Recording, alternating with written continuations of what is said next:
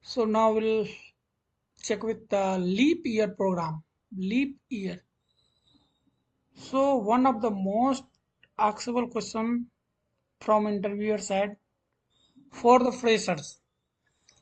For the freshers, they will ask, not for experience. For the freshers, they will ask, can you print the given year is a leap year? Given year is leap year. Okay, so what we will do? Okay, we'll done first. Then I will show you why it is in and what is that. So I have taken 1992, 1992, 1992, and we need to check that 1992 is a leap year or not. Okay, so first we are dividing with 400, so it is false. Second, it will come if else, if else, if else divide with 4, with 4. Okay, so it is true. Now it's checking end or dividing with 100, so it is true. So both condition is true, so this is the leap year.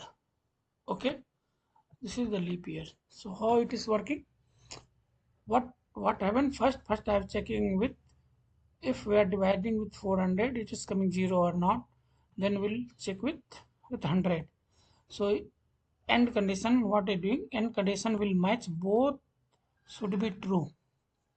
Okay, so the first second already was true, but let's check first one is a false. That's why I come to the next. Okay, so okay, we can check with another year, 192, something 2000, what was leap year or not, we'll see. Run it again.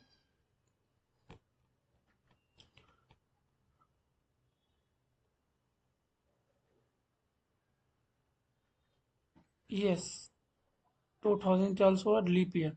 We can check in Google and we can see what is leap year or not. Okay, for now I am changing 2001 is a leap year or not. So false, false, no, this is not a leap year. So like that we can check one by one which year is a leap year. Okay, and we will see. But this question asks for freshers mainly. 1 year experience, 2 year experience. Okay, thank you for watching.